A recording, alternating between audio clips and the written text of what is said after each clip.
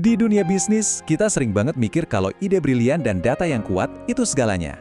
Tapi, gimana kalau saya bilang ada satu elemental terlihat yang sebenarnya jauh lebih menentukan? Sesuatu yang bisa bikin ide biasa jadi kelihatan luar biasa, atau sebaliknya, bikin ide hebat sama sekali nggak dilirik. Kita nggak lagi ngomongin soal ide, kita ngomongin soal alur ceritanya. Pasti pernah kan ngerasain kayak gini? Udah siapin presentasi, datanya lengkap banget, idenya juga rasanya kuat. Tapi pas selesai, audiensnya cuma diem. Atau yang lebih parah, mereka malah kelihatan bingung. Kenapa ya bisa gitu? Apa ide kita yang salah? Nah, ini dia kuncinya. Seorang CEO startup pernah bilang, investor itu jarang bilang idemu jelek. Mereka bilangnya, saya nggak nanggep alurnya. Ini pencerahan banget kan?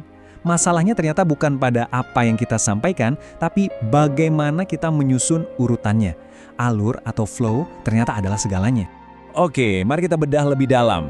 Alur cerita yang rusak itu bisa dibilang adalah pembunuh senyap dari banyak banget proposal dan presentasi yang hebat. Ide yang brilian bisa mati di tengah jalan cuma karena cara penyampaiannya nggak bisa memandu pikiran audiens. Ini dia inti masalahnya. Kita bisa aja kasih audiens kita fakta, angka, dan fitur seabrek-abrek. Tapi informasi doang itu nggak akan bikin orang bergerak.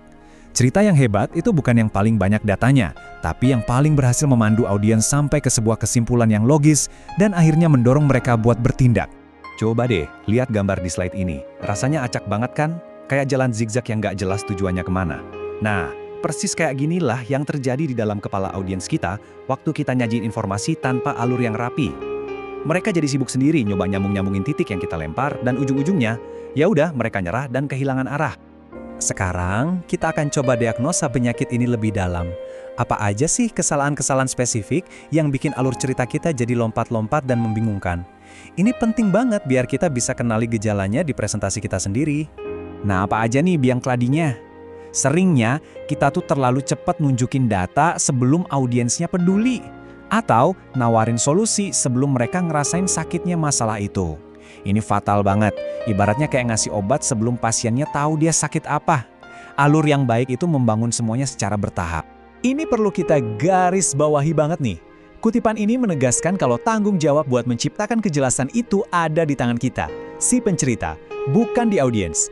Kalau mereka bingung, ya artinya kita yang gagal bangun jembatan logika buat mereka. Biar kebayang, kita lihat contoh nyata ya.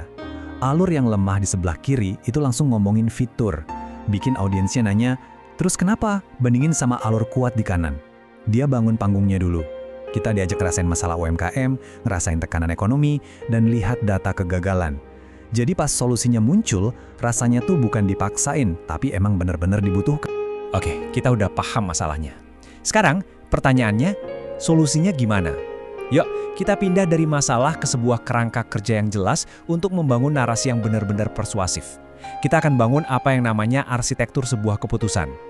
Nah, ini dia definisinya. Alur cerita strategis itu bukan sekedar cerita biasa, tapi sebuah desain yang disengaja. Tujuannya bukan cuma biar audiens paham, tapi biar mereka percaya dan pada akhirnya mengambil keputusan yang kita harapkan. Dan arsitekturnya tuh simple banget, cuma 3 bagian. Di awal, tugas kita adalah bikin audiens peduli. Kenapa sih mereka harus dengerin ini? Di bagian tengah, kita bangun argumen kita lapis demi lapis, dengan logika yang kuat. Dan di akhir, kita nggak cuma nyimpulin, tapi kita buka pintu buat mereka untuk ngambil langkah selanjutnya. Masih ingat kan gambar yang acak-acakan tadi? Coba bandingin sama yang ini. Jauh lebih jelas kan? Ada awal, ada puncak, dan ada akhir yang memuaskan. Nah, inilah kekuatan dari alur yang terstruktur. Dia menciptakan sebuah perjalanan yang elegan dan gampang diikuti, bukan labirin yang bikin pusing.